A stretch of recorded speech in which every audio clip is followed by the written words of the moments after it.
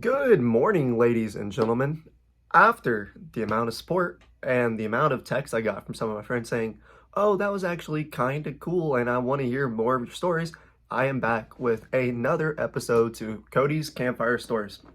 So, this one is going to be a little bit of a combination between, again, another personal experience that I had, but the experience for me stems from a story that my older brother told me that happened at the same not intersection, but it's the same four-way stop that's literally less than a mile from my house.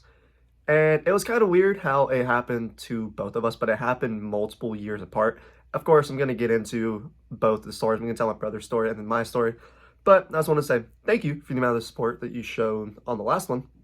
And another big thing, if you like it, leave a like. I actually got a decent amount of likes and some personal text from, like my friends saying, giving me their feedback. But if you have any ideas for stuff you want to do, hit it in the comments because the more interaction there is, whether it's likes, comments, shares, it helps get the video out there even further, which helps me. And then that'll, give me a better ability to, get my stories out there and then bigger, better things. And I do have a lot of plans. I say this a lot, but I have a lot of plans for other videos and those will come out soon. But if you have any suggestions for things you want to hear, or if you have a story that you want to share with me to share with all of you, hit me up. You can leave it in the comments. You can hit me up in the comments and then we can go from there. All right, anyway, guys, let's get into the story.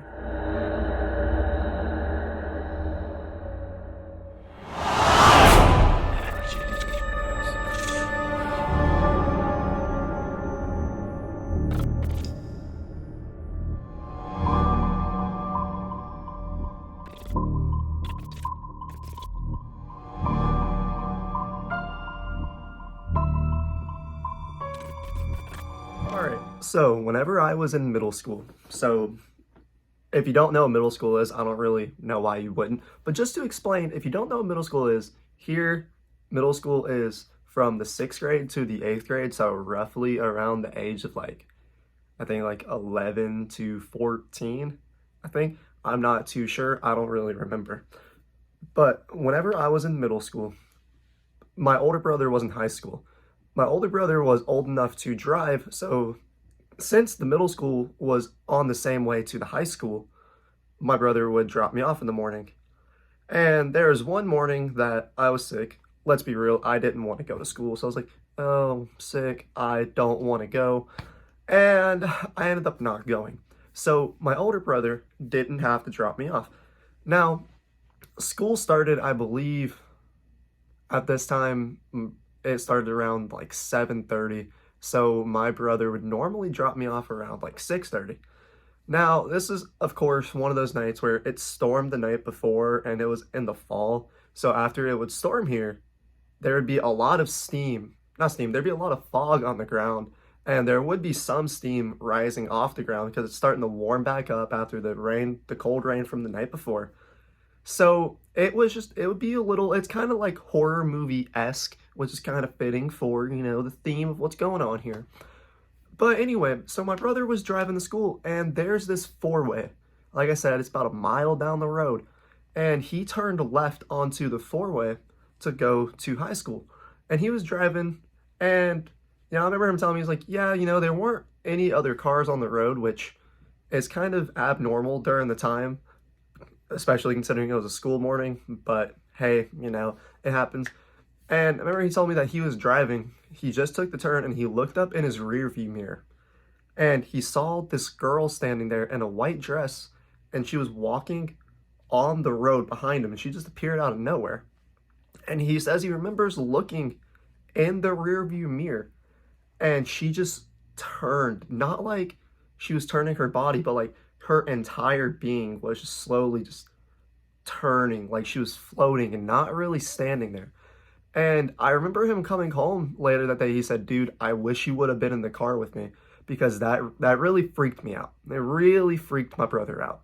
He's like, that's really weird, to the point where for about a week he wouldn't take that way to go to school because it was, well, like he said, it was really weird and it kind of, freaked him out because not everybody, when they drive, or I don't really think anybody does, expects to see a little girl in a white dress just appear out of nowhere behind them and just slowly like levitate and turn and follow them as they drive off.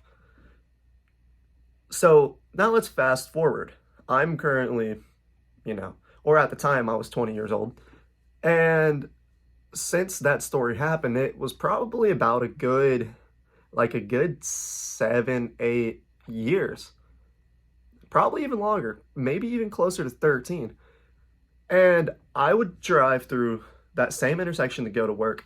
Now, where I work, I would have to be in at 3 a.m. in the morning.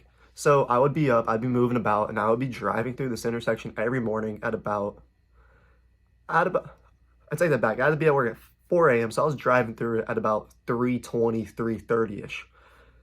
And everybody knows being out at that time, there's not going to be a lot of cars, there's not going to be a lot of noise, and it's kind of a weird time to drive and be outside just because it's really early in the morning. Nobody should really be up and moving about at 2:30, 3 a.m. in the morning. I mean, it's kind of weird. Granted, I still do it. At the time, I was going to work, and there's a solid, hell, I don't know, literally almost any time I would drive through the intersection, I would get this really weird feeling. That same intersection, I never saw anything, but I would always get this really just bad feeling. Like I would just get overwhelmed with emotions. I'd get like really sad or I'd get really mad, and the back of my eyes would just burn.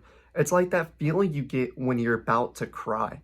And it would always correlate with whatever emotion I just got overwhelmed with. Like if I was mad, like my face would get really hot, my eyes would start to burn, like I was about to just break out in like a rageful like tear.